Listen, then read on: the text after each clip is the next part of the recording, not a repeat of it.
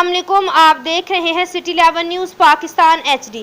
खबर शामिल करते हैं जड़ांवाला से हमारे नुमाइंदा मोहम्मद शफीक की रिपोर्ट के मुताबिक पाकिस्तान तरीके इंसाफ के रहनुमा मेंबर सूबाई असम्बली हल्का PP 99 चौधरी अली अख्तर खान ने कहा कि अपोजिशन का बयानिया कौम पहले ही अपोजिशन की महंगा करप्शन से माशी मसाइल से दो चार है। आज पाकिस्तान पर कर्जों का बोझ दरअसल नून लीग पीपल पार्टी के दायरे में करप्शन की बिना पर ही है। इन ख्यालात का इजहार उन्होंने गुज़श्ता रोज पाकिस्तान तरीके इंसाफ UC 57 के चेयरमैन हाजी राना फरमान अली खान से मुलाकात के मौका पर गुफ्तगू करते हुए कहा।